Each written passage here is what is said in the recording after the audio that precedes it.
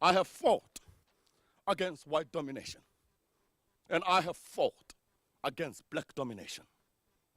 I have cherished the ideal of a democratic and free society in which all persons live together in harmony and with equal opportunity. Like Martin Luther King Jr.'s I Have a Dream speech, Nelson Mandela's iconic courtroom speech on the 20th of April 1964 is said to be one of the greatest speeches of the 20th century. It is an ideal which I hope to live for and to see achieved. But if needs be, it is an ideal for which I am prepared to die.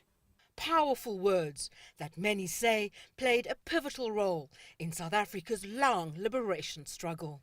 South African musician Sipho Hotstix Mabuse was so inspired by the Rivonia speech that he wrote a song called Nelson Mandela just before South Africa's first democratic elections 20 years ago.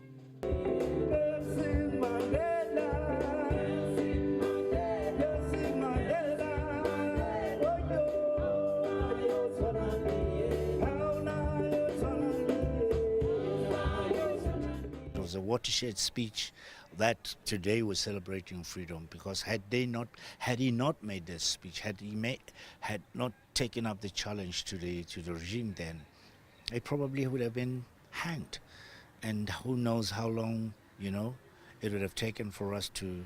But it shows the brevity of men who are willing to make a difference to many people. And for me, it still remains one of the greatest speeches ever made around the world.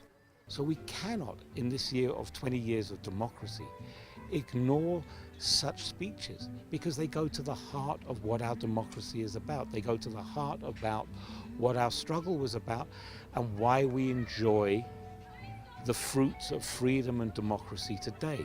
The 50th anniversary of the Rivonia Trial speech coincides with a call by prominent South Africans for the holding cell where Nelson Mandela and his fellow Rivonia trialists were held to be restored as a site of memory for future generations.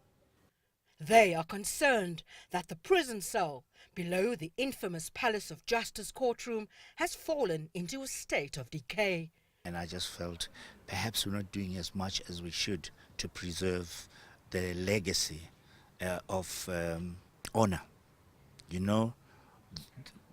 What that place represented at the time was obviously opposite, but the people who were in there represented our hopes and our future, and it has to be preserved.